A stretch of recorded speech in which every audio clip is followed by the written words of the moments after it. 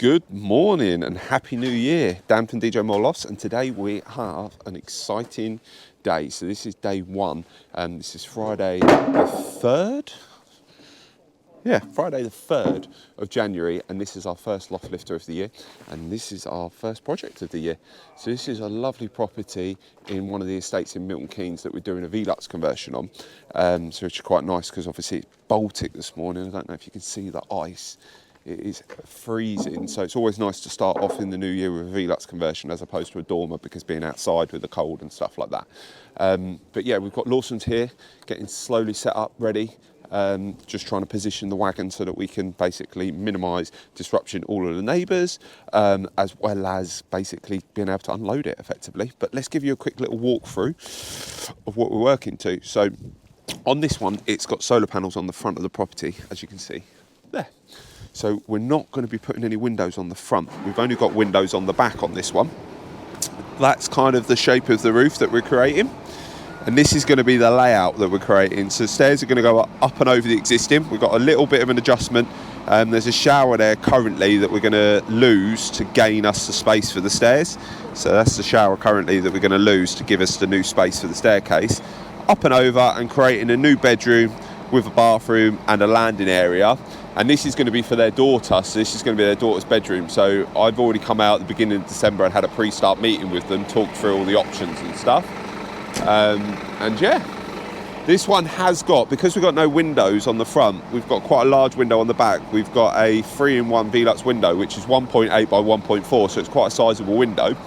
Then structurally, pretty simple this one, to be fair. We've got one spine beam going front to back, which is going to be on this side of the house. Quite a large steel beam either side on that side, because it's best part of 6.6 metres, and then a smaller steel beam on this side, which then allows us just to joist in between. So yeah, structurally pretty simple this one. What we'll do is we'll look at getting the crane all set up, and then we'll jump up into the loft, show you some before shots.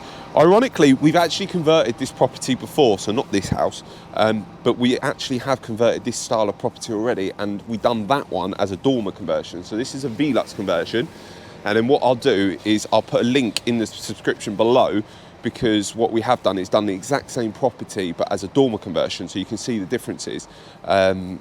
Spoke to the client numerous times on this with regards to different options and layouts when we originally come out here, and because it was just going to be for their daughter's bedroom and they weren't looking to create a master, the Velux conversion was the perfect option for them. On top of that, they weren't a fan of the dormer as well. Look, I've got a lovely little Tesla little setup. So yeah, so that's why we've opted for the Velux conversion, because they basically, that's why they were happy with that. Got my gloves on because it is Baltic.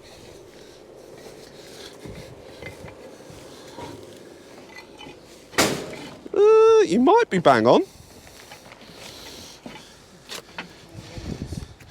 Yeah, so 3 metres back. From the inside?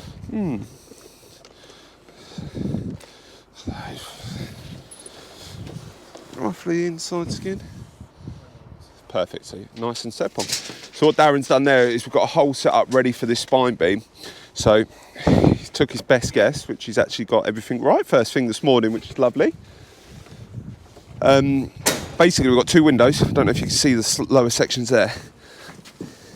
1 window, 2 window, and our spine beam is going to sit in the middle of there. So if you can see that, so effectively that's where our spine beam is going to sit.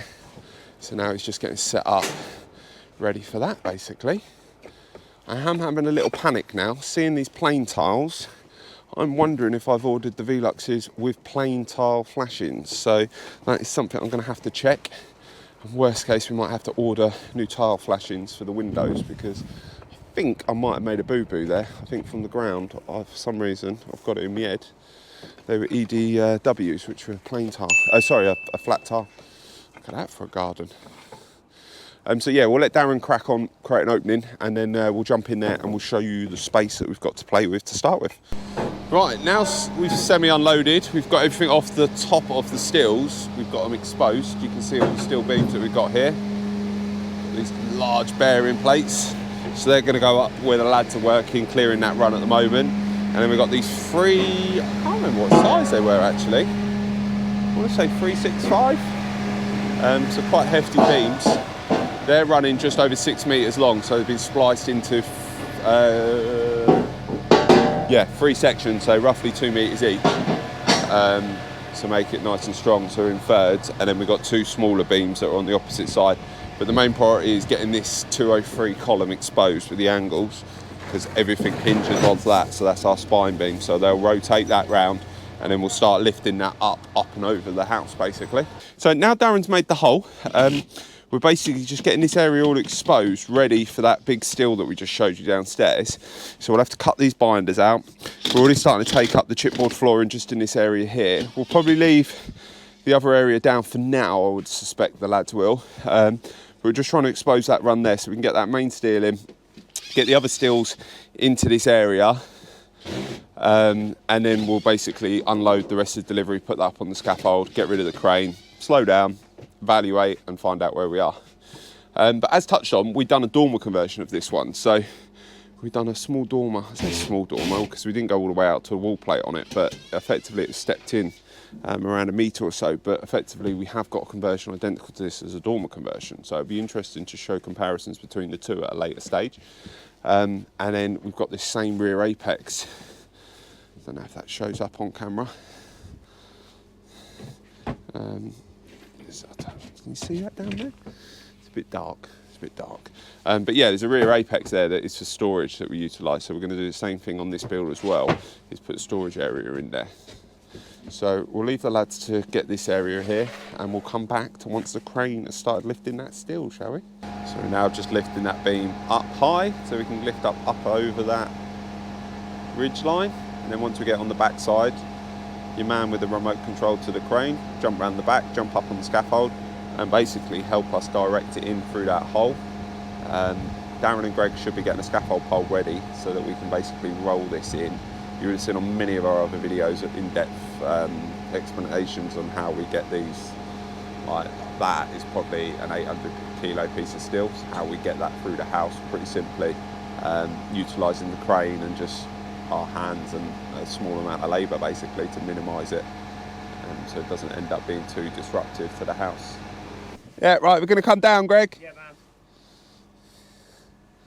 Recips on the steel drill. Perfect, so we'll just reset the chains, mate, if that's all right.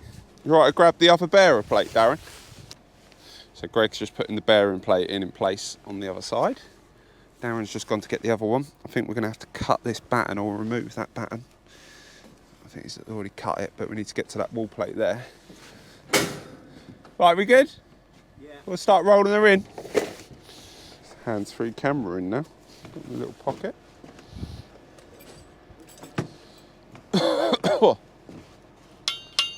So yeah, so this is that rear apex that I was on about that we're going to turn into storage area. Looks like someone's measured the bearing plates a bit too tight. Oh, you have to excuse all the leads. GoPro's proper playing up today. I don't know if it's the cold or what, but it will not record. Well, it will not charge. So I'm having to plug it in.